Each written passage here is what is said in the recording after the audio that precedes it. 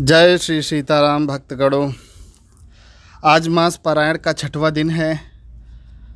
रामचरितमानस बालकांड दोहा 152 के आगे आज चलना है। तो चलिए श्री गणेश करते हैं। सुन मुनि कथा पुनीत पुरानी, जो गिरिजा प्रति शंभु बखानी। हे मुनि, वह पवित्र और प्राचीन कथा सुनो जो शिव जी ने पार्वती जी से कही थी। संसार में प्रसिद्ध एक कैके नाम का देश है। वहाँ सत्यकेतु नाम का एक राजा राज्य करता था। वो धर्म की धुरी धारण करने वाला, नीति की खान, तपस्वी, प्रतापी, सुशील और बलवान था। उसके 2 वीर पुत्र हुए थे जो सब गुणों के भंडार और बड़े ही रणधीर थे। राज्य का उत्तराधिकारी जो बड़ा लड़का था उसका नाम था प्रताप भानु, और जो दूसरा छोटा लड़का था नाम था अरिमर्दन। अरिमर्दन उसकी भुजाओं में अपार बल था। युद्ध में वो हमेशा अटल रहता था। भाई भाई में परस्पर मेल और सभी दोषों और छलों से रहित सच्ची प्रीति थी। राजा ने ज्येष्ठ पुत्र को राज्य दे दिया और स्वयं वन में चला गया तपस्या करने। और जब प्रताप भानु राजा हुआ, देश में उसकी दुहाई फिरी। वह वेदों में बताई गई रीति अनुसार उत्तम रीति से प्रजा का पालन करने लगा। उसके राज्य में पाप का कहीं भी लेश मात्र भी नहीं था। राजा का हित करने वाला और शुक्राचार्य के समान बुद्धिमान धर्मरुचि नाम का एक उसका मंत्री था। इस तरह वह बुद्धिमान मंत्री और बलवान तथा वीर भाई दोनों ही राजा का साथ देते थे। और राजा भी बड़ा प्रतापी और रणधीर था। साथ में अपार चतुरंगनी सेना थी। इसमें अपार योद्धा थे। सबके सब रण में जूझ मरने वाले थे। अपनी सेना को देख के राजा बहुत प्रसन्न हुआ। धमाधम नगाड़े बजने लगे। दिग्विजय के लिए सेना सजा के निकला। शुभ दिन शुभ मुहूर्त विचार कर डंका बजाकर चला। जहाँ जहाँ भी गया ना, वहाँ वहाँ ढेर सारी लड़ाइयाँ हुई। उसने सभी राजाओं को बलपूर्वक जीत लिया। अपनी भुजा के बल से उसने सबको वश में कर लिया। राजाओं से कर लेकर उन्हें छोड़ दिया। संपूर्ण पृथ्वी मंडल पर उस वक्त प्रताप भानु ही एकमात्र चक्रवर्ती सम्राट रहा। संसार भर को अपनी भुजाओं के बल से वश में करके उस राजा ने अपने नगर में प्रवेश किया। राजा अर्थ, धर्म और काम आदि को समय अनुसार ही सेवन करता था। राजा प्रताप भानु का बल पाकर पृथ्वी भी कामधेनु के समान हो गई थी। उसके राज्य में जो प्रजा थी सभी तरह के दुखों से रहित और सुखी हो गई थी। सभी स्त्री पुरुष सुंदर थे, धर्मात्मा थे। धर्मरुचि मंत्री का श्री हरि के चरणों में प्रेम था। वो राजा के हित के लिए सदा उसको नीति सिखलाता था। राजा गुरु, देवता, संत, पितर, ब्राह्मण इन सब की सदा सेवा में लगा रहता था। वेदों में राजाओं के जो जो धर्म बताए गए हैं, राजा सबका आदरपूर्वक और सुखपूर्वक उनको मानकर उनका पालन करता था। प्रतिदिन अनेक तरह के दान देता था। उत्तम शास्त्र, वेद और पुराण सुनता था। उसने बहुत सारी बावलियाँ, कुएं, तालाब, फुलवारियाँ और सुंदर बगीचे बनवाए। ब्राह्मणों के लिए घर, देवताओं के लिए सुंदर विचित्र मंदिर सभी तीर्थों में बनवाए। वेद और पुराण जितने भी तरह के यज्ञ कहे गए हैं ना, राजा ने एक एक करके उन सभी यज्ञों को प्रेम सहित हजार हजार बार कर लिया। राजा के हृदय में किसी भी तरह की कोई कामना नहीं थी। राजा बड़ा ही बुद्धिमान और ज्ञानी था। वो ज्ञानी राजा कर्म और मन से, वाणी से जो कुछ भी धर्म करता था वो सब भगवान वासुदेव के समर्पित कर देता था। एक बार वो राजा एक अच्छे घोड़े पर सवार होकर शिकार का सब सामान सजाकर विंध्याचल के घने जंगल में गया। वहाँ उसने बहुत सारे उत्तम उत्तम हिरन मारे। राजा ने वन में फिरते हुए फिर सूरों को देखा। मानो चंद्रमा को ग्रस कर राहु वन में आ छिपा हो। चंद्रमा बड़ा होने से उसके मुंह में समा नहीं रहा हो। मानो क्रोधवश वह उसे उगलता नहीं है। यह तो सुअर के भयानक दांतों की शोभा कही गई। इधर उसका शरीर भी बहुत बड़ा, विशाल और मोटा तगड़ा था। घोड़े की आहट पाकर वह घुरघुराता हुआ कान उठाए चौकन्ना होकर देख रहा था। नील पर्वत के शिखर के समान विशाल उस सुअर को देखकर राजा घोड़े को चाबुक लगाकर तेजी से चला। और उसने सूअर को ललकारा कि अब तेरा बचाव नहीं हो सकता। अधिक शब्द करते हुए घोड़े को अपनी तरफ आता हुआ देखकर सूअर भी पवन वेग से भाग चला। तुरंत राजा ने बाण को धनुष पर चढ़ाया। सूअर भी बाण को देखते ही धरती में दुबक गया। राजा तक तक कर तीर चला रहा था, पर सूअर भी छल छल करके बसता जा रहा था। वह पशु कभी प्रकट होता, कभी छिपता, कभी भाग जाता, कभी टेढ़ा मेढ़ा चलता।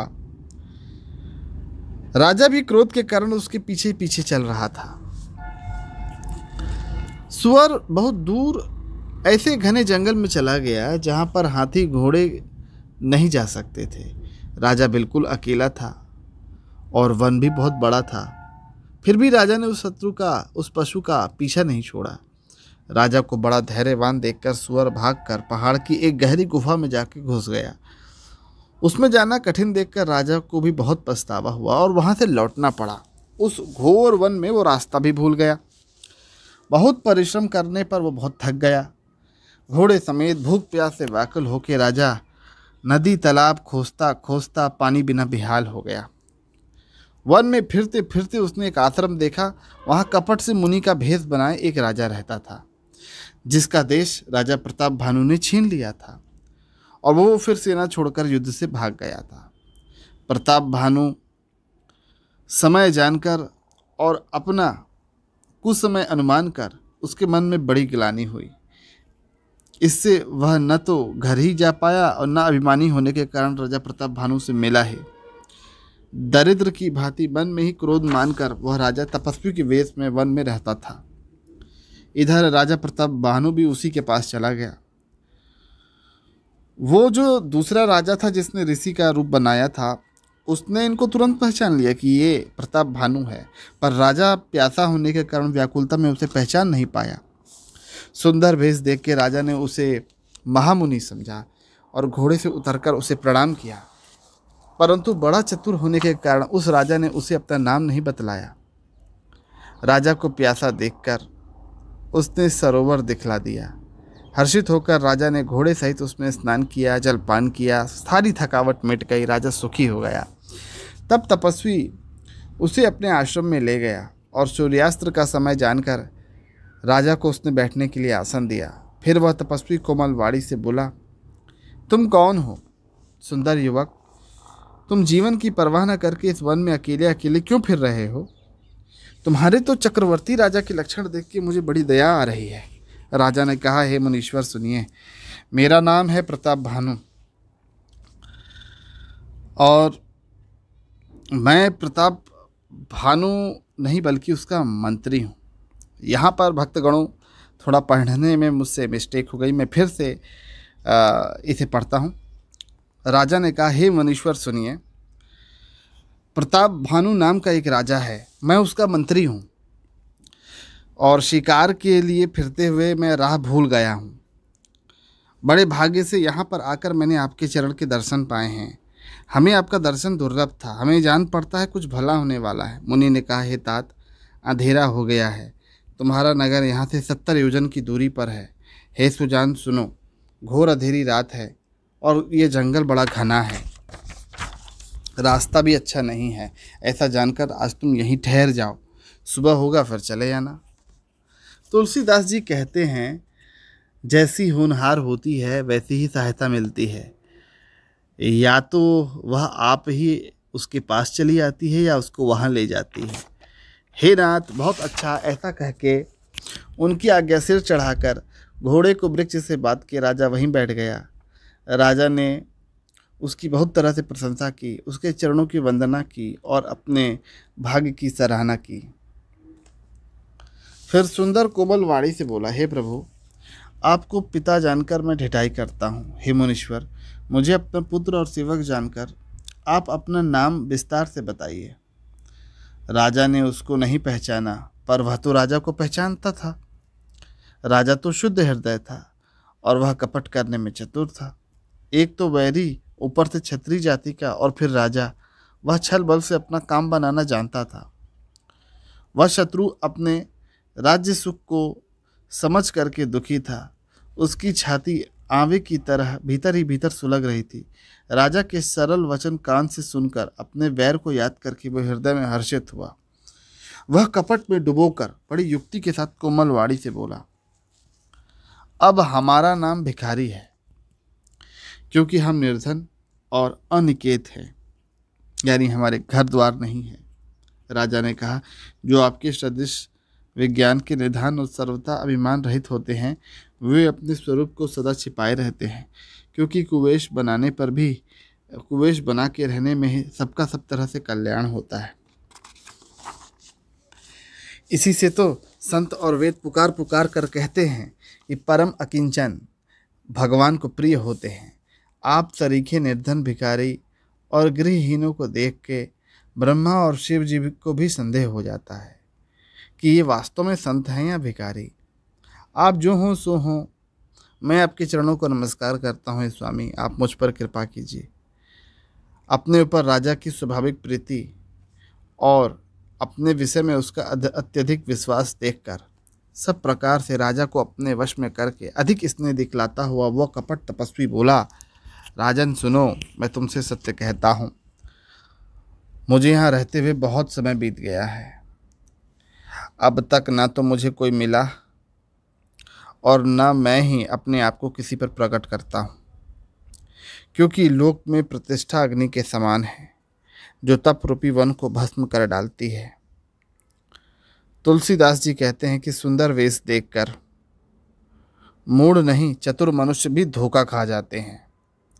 सुंदर मोर को तो देखो, उसका वचन अमृत के समान है, पर उसका आहार सांप का है। उस कपट तपस्वी ने कहा, इसी से मैं इस जगत में छिपकर रहता हूँ। श्रीहरि को छोड़कर किसी से कुछ भी प्रयोजन नहीं रखता हूँ। प्रभु तो बिना जनाए ही सब जानते हैं, फिर कहो संसार में रिझाने को क्या सिद्धि मिल जाएगी। तुम पवित्र और सुंदर बुद्धि वाले हो, इससे मुझे बहुत ही प्यारे हो, और तुम्हारी भी मुझ पर प्रीति और विश्वास है। हितात, अब यदि मैं तुमसे कुछ छिपाता हूँ तो मुझे बड़ा भयानक दोष लगेगा। ज्यों ज्यों वो तपस्वी उदासीनता की बातें कर रहा था, त्यों त्यों राजा को विश्वास और होता जा रहा था। जब उस बगुले की तरह ध्यान लगाने वाले कपटी मुनि ने राजा को कर्म, मन और वचन से अपने बस में जाना, तब वो फिर बोला, हे भाई, हमारा नाम एक तनु है। यह सुनकर राजा ने फिर सिर नवाकर कहा, मुझे अपना अत्यंत अनुरागी सेवक जानकर अपने नाम का अर्थ समझाकर कहिए। कपटी मुनि ने कहा, जब सबसे पहले सृष्टि उत्पन्न हुई थी, तब उस वक्त मेरी उत्पत्ति हुई थी। तब से मैंने फिर दूसरी शरीर धारण ही नहीं की, इसीलिए मेरा नाम एक तनु है। हे पुत्र, मन में आश्चर्य मत करो, तप से कुछ भी दुर्लभ नहीं है। तप के बल से ब्रह्मा जगत को रचते हैं और तप ही के बल से विष्णु संसार का पालन करने वाले बने हैं। तप ही के बल से रुद्र संहार करते हैं। संसार में ऐसी कोई वस्तु नहीं है जो तप से न मिल पाए। यह सुनकर राजा को बड़ा अनुराग हुआ। वह तपस्वी पुरानी कथाएं भी कुछ कहने लगा। कर्म, धर्म और अनेकों प्रकार का इतिहास कहकर वह वैराग्य और ज्ञान का निरूपण करने लगा। सृष्टि की उत्पत्ति, स्थिति और प्रलय की अपार आश्चर्यमयी कविताएं और कहानियां उसने विस्तार पूर्वक कहीं। राजा सुनकर उस तपस्वी के वश में ही हो गया और तब वह उसे अपना नाम भी बतलाने लगा। तपस्वी ने कहा, राजन, मैं तुमको जानता हूँ, तुमने कपट किया, वो मुझे अच्छा ही लगा। हे राजन, सुनो, ऐसी नीति है, राजा लोग जहाँ जहाँ अपना नाम नहीं बताते फिरते। तुम्हारी वही चतुराई समझकर तुम पर मेरा बड़ा प्रेम हो गया है। तुम्हारा नाम प्रताप भानु है। महाराज सत्यकेतु तुम्हारे पिता थे। हे राजन, गुरु की कृपा से मैं सब कुछ जानता हूँ, पर अपनी हानि समझकर कहता नहीं हूँ। हे तात, तुम्हारा स्वाभाविक सीधापन, प्रेम, विश्वास और नीति में निपुणता देखकर मेरे मन में तुम्हारे ऊपर बड़ी ममता उत्पन्न हो गई है। इसलिए मैं तुम्हारे पूछने पर अपनी कथा कहता हूँ। मैं तुम पर प्रसन्न हूँ, इसलिए संदेह न रखना। हे राजन, जो मन के भावे वही तुम मुझसे मांग लो। सुंदर वचन सुनकर राजा हर्षित हो गया और मुनि के पैर पकड़ लिया और उनसे बहुत सारी विनती करने लगा। कहने लगा, हे दया सागर मुनि, आपके दर्शन ही चारों पदार्थ मुझे अब मिल चुके हैं। तो भी मैं, अगर आप प्रसन्न हैं तो मैं आपसे एक दुर्लभ वर मांग रहा हूँ और फिर उसके बाद मैं शोक रहित हो जाऊंगा। मेरा शरीर वृद्धावस्था, मृत्यु और दुख से रहित हो जाए, मुझे युद्ध में कोई जीत ना सके और पृथ्वी पर मेरा 100 कल्प तक एक छत्र अकंटक राज्य हो, ऐसा मुझे वरदान दीजिए। तपस्वी ने कहा, हे राजन, जा, ऐसा ही होगा, पर ये तेरी बात बड़ी कठिन है, वो जरा सुन तो ले। हे पृथ्वी के स्वामी, केवल ब्राह्मण कुल को छोड़कर काल कभी भी तुम्हारे चरणों पर सिर नहीं नवाएगा। तप के बल से ब्राह्मण सदा बलवान होते हैं और उनके क्रोध से रक्षा करने वाला कोई नहीं है। अतः हे नरपति, यदि तुम ब्राह्मणों को अपने वश में कर लो तो ब्रह्मा, विष्णु और महेश भी तुम्हारे अधीन हो जाएंगे। ब्राह्मण कुल से जोर जबरदस्ती नहीं चल सकती। मैं दोनों भुजा उठाकर सत्य सत्य कहता हूँ। हे राजन सुनो, ब्राह्मणों के शाप बिना तुम्हारा नाश किसी भी काल में नहीं हो पाएगा। राजा उसके वचन को सुनकर बहुत प्रसन्न हुआ और कहने लगा, हे स्वामी, मेरा नाश अब नहीं होगा। हे कृपा निधान प्रभु, आपकी कृपा से मेरा हर वक्त कल्याण ही होगा।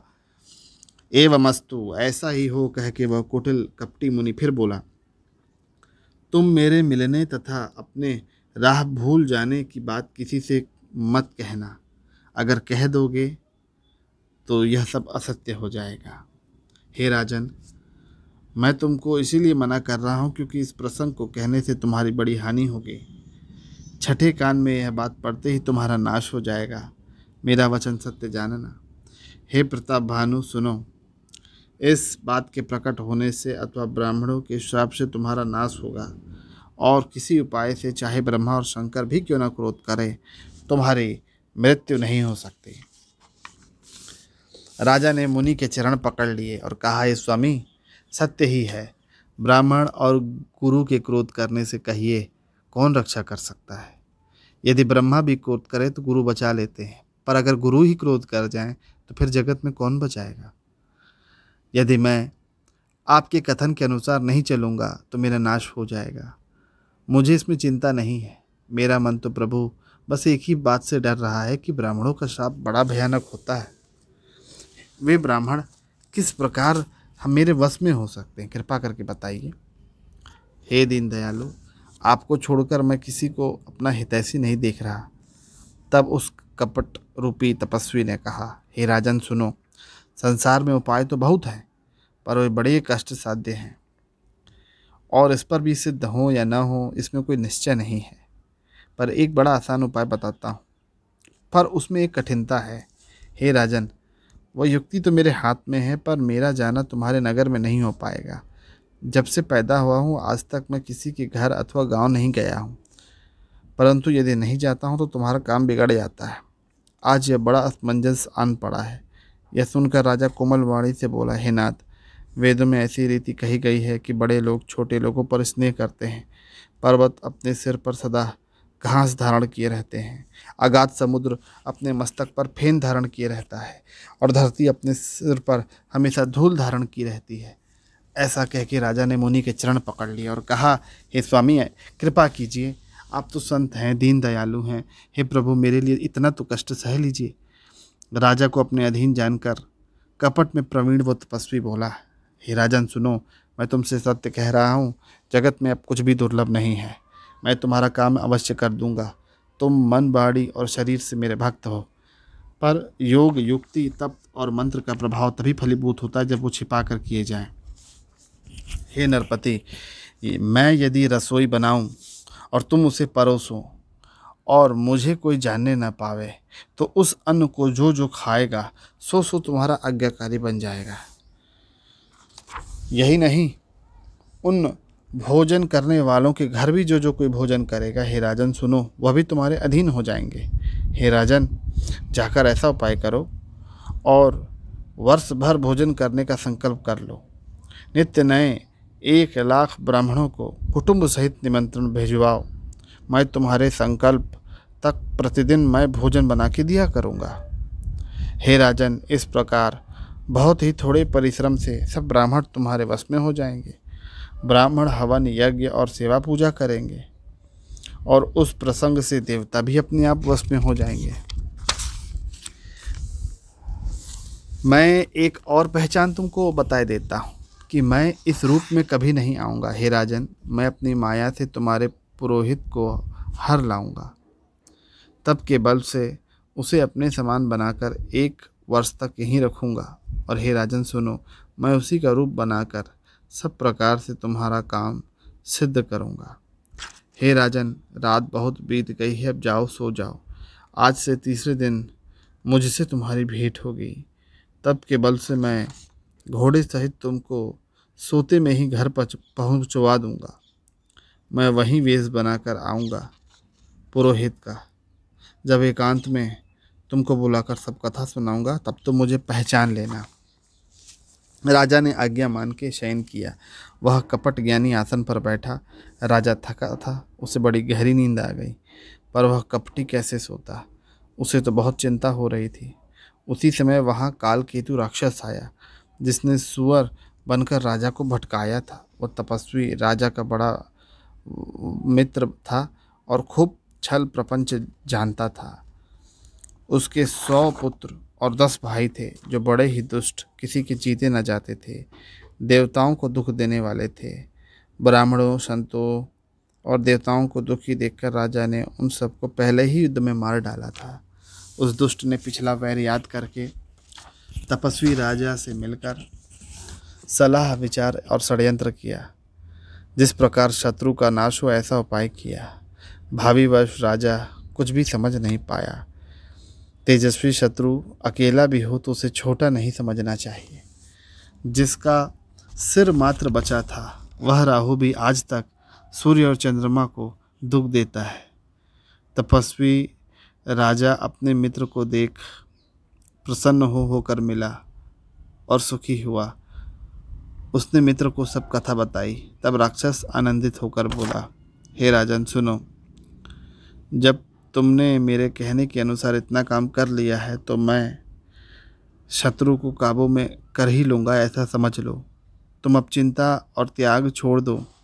विधाता ने बिना ही दवा के रोग दूर कर दिया है।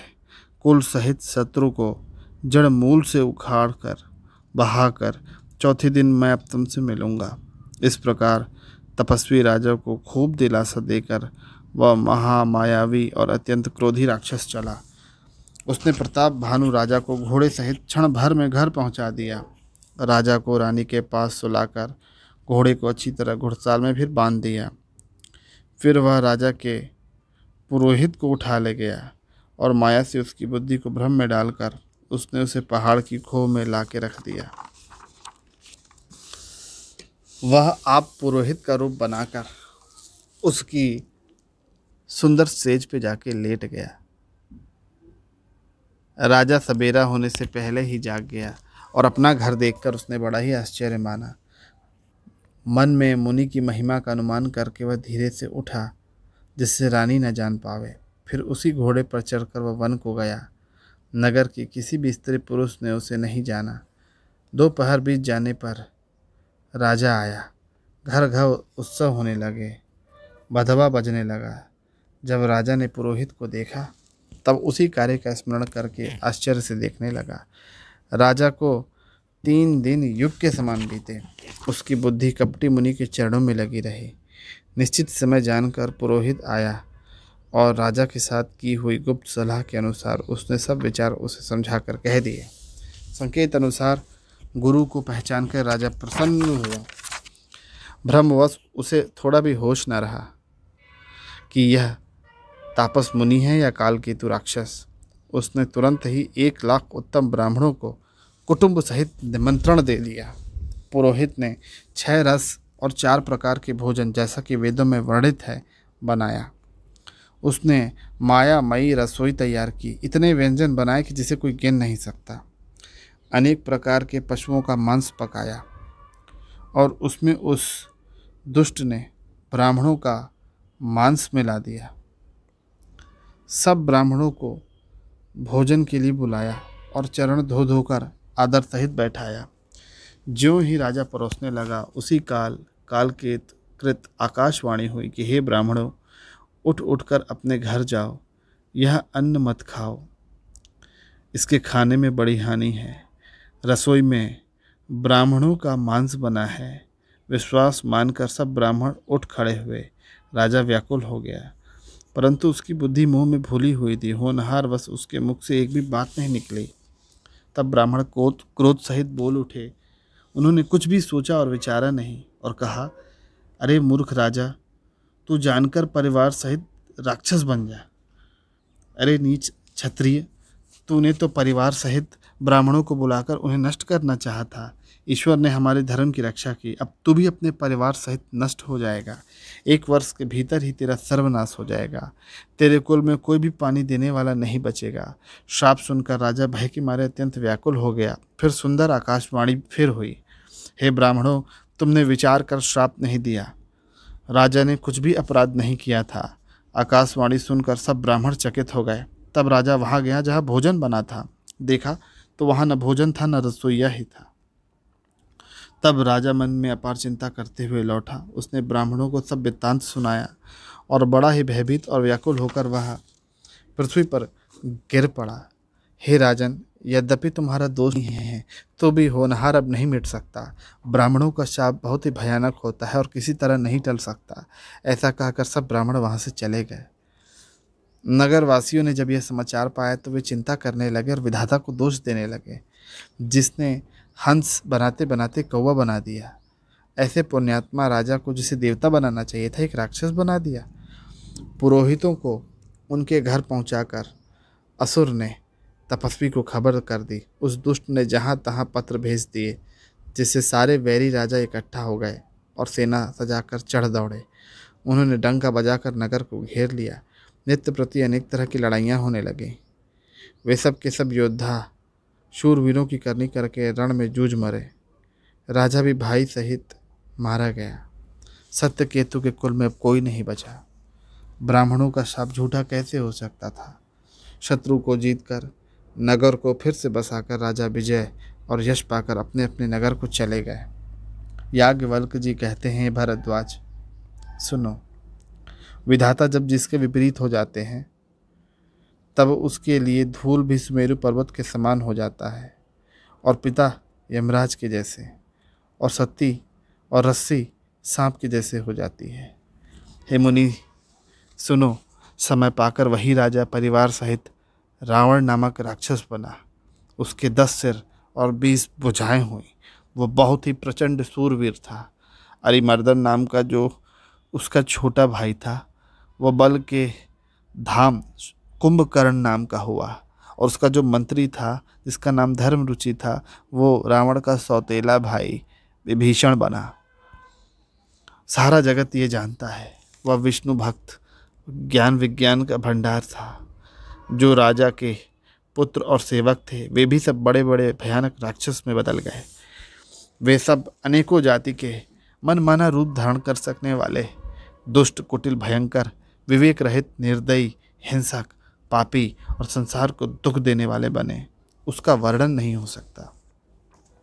हालांकि वे पुलस्त्य ऋषि के पवित्र और निर्मल और अनुपम कुल में पैदा हुए थे, फिर भी ब्राह्मणों के शाप के कारण वे सब पाप रूप हुए। तीनों भाइयों ने अनेकों प्रकार की बड़ी कठिन तपस्या की, जिसका वर्णन नहीं कर सकते। उनका वो उग्र तपस्या देख के ब्रह्मा जी भी उनके पास गए और बोले, हे तात, मैं तुम पे प्रसन्न हूँ, वरदान मांगो। रावण ने विनय करके चरण पकड़े और कहा, हे जगदीश्वर सुनिए, बानर और मनुष्य इन 2 जातियों को छोड़कर हम किसी के भी मारे न मरे, ऐसा मुझे वरदान दे दीजिए। शिव जी कहते हैं, मैंने और ब्रह्मा ने मिलकर उसे वर दे दिया है कि ऐसा ही हो। तुमने बड़ा भारी तप किया है। फिर ब्रह्मा जी कुंभकर्ण के पास गए। उसे देखकर उनके मन में बड़ा आश्चर्य हुआ। जो यह दुष्ट अगर नित्य आहार करेगा तो सारा संसार ही उजड़ जाएगा। ऐसा विचार कर ब्रह्मा जी ने सरस्वती जी को प्रेरणा करके उसकी बुद्धि फेर दी और उसने प्रभु से 6 महीने की नींद मांग ली। फिर ब्रह्मा जी विभीषण के पास गए और बोले, पुत्र वर मांगो। उसके भगवान ने चरण कमलों में निर्मल और निष्काम प्रेम मांग लिया। उसको वर देकर ब्रह्मा जी चले गए और वे तीनों भाई हर्षित होकर अपने घर लौट आए।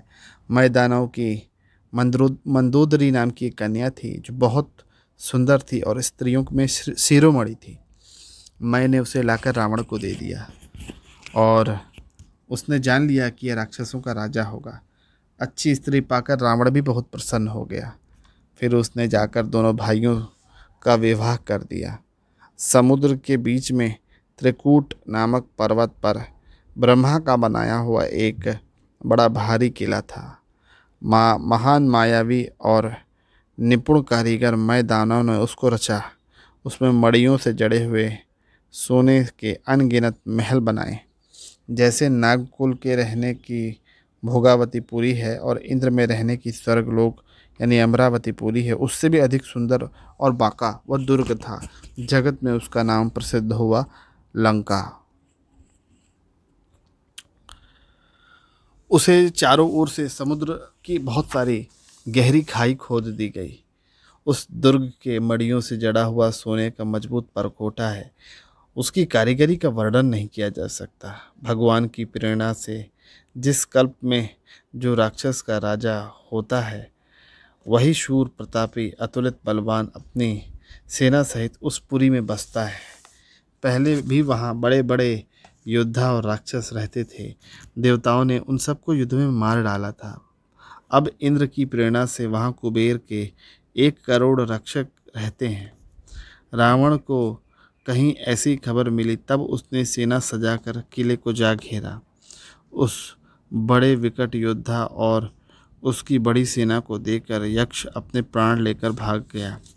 तब रावण ने घूम घूम कर सारा नगर देखा। उसकी चिंता मिट गई और उसे बहुत ही सुख हुआ। उस पुरी को स्वाभाविक ही सुंदर और दुर्गम अनुमान करके रावण ने उसे अपनी राजधानी बना लिया। योग्यता के अनुसार घरों को बांटकर रावण ने सब राक्षसों को सुखी किया। एक बार वह कुबेर पर चढ़ के दौड़ा और उसने पुष्पक विमान को भी उससे जीत लिया। फिर उसने जाकर खिलवाड़ में ही कैलाश पर्वत को भी उठा लिया, मानो अपनी भुजाओं का बल तौल के देख रहा हो, और बहुत सुख पाकर फिर वहाँ से वापस चला आया। सुख, संपत्ति, पुत्र, सेना, सहायक, जय, प्रताप, बल, बुद्धि, बड़ाई, ये सब नित्य नए नए उसके बढ़ते ही जा रहे थे। जैसे प्रत्येक लाभ में लोभ बढ़ता जाता है। अत्यंत बलवान कुंभकर्ण जैसा उसका भाई था, जिसके जोड़े का कोई योद्धा जगत में पैदा नहीं हुआ था। वह मदिरा पीकर 6 महीने सोता था और उसके जागते ही तीनों लोकों में तहलका मच जाता था। यदि वह प्रतिदिन भोजन करता तब तो संपूर्ण विश्व का भोजन ही समाप्त हो जाता। रणधीर ऐसा था कि जिसका वर्णन नहीं किया जा सकता। उसके ऐसे असंख्य बलवान वीर थे। मेघनाथ रावण का बड़ा लड़का था, जिसका जगत में योद्धाओं में पहला नंबर था। रण में कोई उसका सामना नहीं कर सकता था। स्वर्ग में तो नित्य भगदड़ मच जाती थी। इसके अतिरिक्त दुर्मुख, अकंपन, वज्रदंत, धूमकेतु, अतिकाय ऐसे बहुत सारे योद्धा थे जो अकेले ही पूरे संसार को जीत सकते थे। सभी राक्षस मनमाना रूप बना सकते थे, आसुरी माया जानते थे। उनके दया धर्म स्वप्न में भी नहीं था। एक बार सभा में बैठे हुए रावण ने अपने अगणित परिवार को देखा। पुत्र, पौत्र, कुटुंबी और सेवक के ढेर थे। राक्षसों की जातियों को तो गिन ही कौन सकता है। अपनी सेना को देखकर स्वभाव से ही अभिमानी रावण क्रोध और गर्व में सनी हुई ऐसी बात बोला, हे समस्त राक्षसों के दलों, सुनो। देवतागण हमारे शत्रु हैं। वे कभी सामने से आकर युद्ध नहीं लड़ते, बल्कि जब बलवान शत्रु होता है तो उसे देख के भाग जाते हैं। उनका मरण एक ही उपाय से हो सकता है। मैं तुम्हें समझाकर कहता हूँ, सुनो। ब्राह्मण भोजन, यज्ञ, हवन और श्राद्ध, इन सबको जाके तुम लोग मिटा दो, इसमें बाधा डालो। भूख से दुर्बल और बलहीन होकर जब देवता अपने आप हमें आके मिल जाएंगे, और जब आएंगे तब मैं उनको मार डालूंगा या उनको अपने अधीन करके कैद कर लूँगा। फिर उसने मेघनाद को बुलाया और सिखा पढ़ाकर बल और वैर भाव की उत्तेजना दी। हे पुत्र, जो देवता रण में धीर और बलवान हैं और जिन्हें लड़ने का बड़ा अभिमान है, उन्हें तरह तुम युद्ध में जीत के लाओ। बेटे ने उठकर पिता की आज्ञा शिरोधार्य किया। इस तरह उसने सबको आज्ञा दी और अपने हाथों में गदा लेकर चला। रावण के चलने से पृथ्वी डगमगाने लगी। उसकी गर्जना से देव रमणियों के गर्भ गिरने लगे। रावण को क्रोध सहित आते हुए सुनकर देवताओं ने सुमेरु पर्वत की गुफाएं तकीं। दिक्पालों के सारे सुंदर लोगों को रावण ने सूना पाया। वह बार बार भारी सिंह गर्जना करता, देवताओं को ललकार ललकार कर गालियां देता, रण में मद में मत वाला होकर उसे अपनी जोड़ी का योद्धा खोज रहा था। जगत में वो दौड़ता फिरा, परंतु फिर भी उसे ऐसा कोई योद्धा नहीं मिला जो रावण से लड़ सके। सूर्य, चंद्रमा, वायु, वरुण, कुबेर, अग्नि, काल और यम, सब अधिकारी, किन्नर, सिद्ध, मनुष्य, नाग, देवता, सभी के पीछे वो हठपूर्वक पड़ गया। किसी को भी उसने शांतिपूर्वक बैठने नहीं दिया। ब्रह्मा जी की सृष्टि में जहाँ तक भी जो स्त्रीधारी शरीरधारी स्त्री पुरुष थे, सभी रावण के अधीन हो गए। डर के मारे सभी उसकी आज्ञा का पालन करते थे और नित्य आकर नम्रतापूर्वक उनके चरणों में सिर नवाते थे। उसने भुजाओं के बल से सारे विश्व को वश में कर लिया, किसी को स्वतंत्र नहीं रहने दिया। इस तरह राजाओं का शिरोमणि सार्वभौम सम्राट रावण अपनी इच्छानुसार राज्य करने लगा। देवता, यक्ष, गंधर्व, मनुष्य, किन्नर, नागों की कन्याएं और बहुत सारी अन्य सुंदरी और उत्तम स्त्रियों को उसने अपने भुजाओं के बल से जीत के ब्याह कर लिया। मेघनाद से उसने कुछ नहीं कहा। उसने उसे मानो पहले से ही कह रखा था, अर्थात रावण के कहने भर की देर थी। उसके आज्ञा पालन में तनिक भी देर नहीं होती थी। जिनको पहले ही आज्ञा दे रखी थी, उन्होंने जो करतूतें की उसे भी सुन लो। राक्षसों के समूह देखने में बड़े भयानक, पापी और देवताओं को दुख देने वाले थे। वे असुरों के समूह उपद्रव करते थे और माया के अनेक तरह के रूप धारण करते थे। जिस प्रकार धर्म की जड़ कट जाए, वे ही सब वेद विरुद्ध काम करते थे। जिस जिस स्थान में वे गौ और ब्राह्मणों को पाते थे, उसी नगर, गांव और पूर्वे में वो आग लगा देते थे। उनके डर से कहीं भी शुभ आचरण नहीं होते थे। देवता, ब्राह्मण और गुरु को कोई नहीं मानता था। न कोई हरि भक्ति थी, न यज्ञ, न तप, न ज्ञान। वेद और पुराण तो स्वप्न में भी सुनने को नहीं मिलते थे। जब योग, वैराग्य, तप और यज्ञ में भाग पाने की बात तो रावण कभी कानों से सुन लेता तो स्वयं ही उठ दौड़ता। कुछ भी रहने नहीं पाता। वह सबको पकड़ के विध्वंस कर डालता था। संसार में ऐसा भ्रष्ट आचरण फैल गया कि धर्म तो अब कानों से सुनने में भी नहीं आता था। जो कोई वेद और पुराण कहता, उसको वह बहुत तरह से त्रास देता और देश से निकाल देता था। राक्षस लोग जो घोर अत्याचार करते थे, उसका वर्णन नहीं किया जा सकता। हिंसा पर ही जिसकी प्रीति है, उनके पापों का क्या ठिकाना। भक्तगणों, मास परायण का 6वां विश्राम आज हम लेते हैं। जय श्री राम।